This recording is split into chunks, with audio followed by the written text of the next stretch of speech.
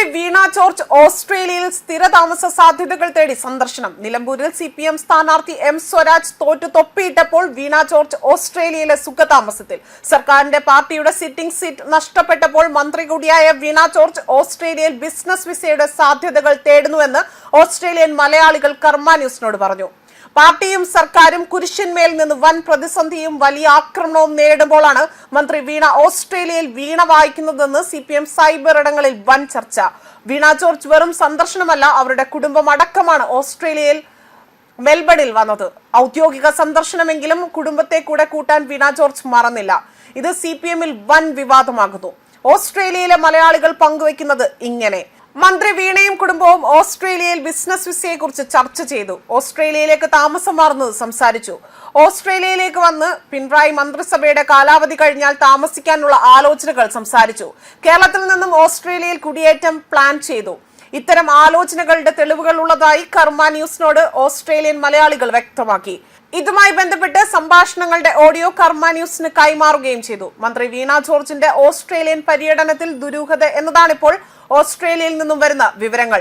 Australia Victoria ഗവൺമെന്റിന്റെ ക്ഷണപ്രകാരം മെൽബണിൽ കുടുംബസമേതമെത്തിയ വീണ George LDF ഭരണാന്ത്യത്തോടെ ഓസ്ട്രേലിയയിലേക്ക് കുടിയേറുന്നതിന്റെ ഭാഗമായിട്ടാണ് എന്ന് അവരുടെ സഭാപ്രതിനിധികൾ അവകാശപ്പെട്ടു. 10 മാസം കൂടി കഴിഞ്ഞാൽ പിണറായി സർക്കാർ അധികാരമൊഴിഞ്ഞ് തിരഞ്ഞെടുപ്പിനെ നേരിടുമ്പോൾ 2 പ്രാവശ്യം തുടർച്ചയായി MLA ആയവരെ വീണ്ടും മത്സരിപ്പിക്കാൻ പാടില്ല എന്ന് CPIM സംസ്ഥാന കമ്മിറ്റി എടുത്ത തീരുമാനപ്രകാരം വീണ ജോർജിന് മൂന്നാമതും ഒരവസരം ആറന്മുളയിൽ ലഭിക്കില്ല. ലഭിച്ചാൽ തന്നെ വിജയിക്കാനുള്ള സാധ്യതയുമില്ല. മണ്ഡലത്തിലെ ഒരു വികസന പരിപാടികളിലും സഖാക്കളുമായി നിസ്സഹകരണം പുലർത്തുന്ന വീണ ഇടതുപക്ഷവുമായി ഇടഞ്ഞു നിൽക്കുകയാണ് എന്ന അഭ്യൂഹവും ശക്തമാണ്.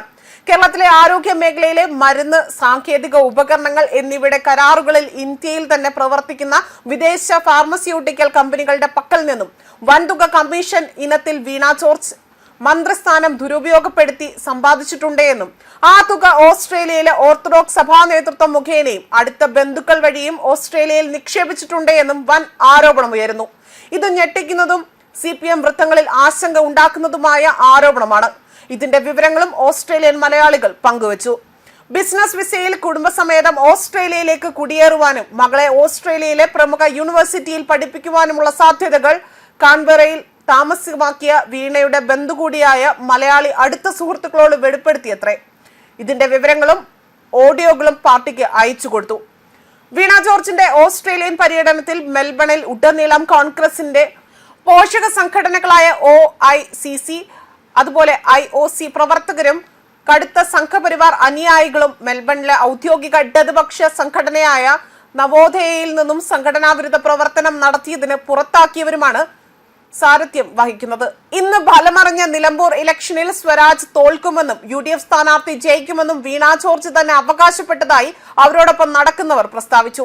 ഇടതുപക്ഷ പാർട്ടി വിരുദ്ധരോടൊപ്പം മെൽബണിലെ കരാംസ ടൗൺ അമ്പലത്തിനടുത്തുള്ള വെൽ സ്പൈസ് ശബരി ശരവണ റെസ്റ്റോറന്റിൽ ഡിന്നർ നടത്തി ആഘോഷിക്കാൻ തീരുമാനിച്ചിട്ടുണ്ട്.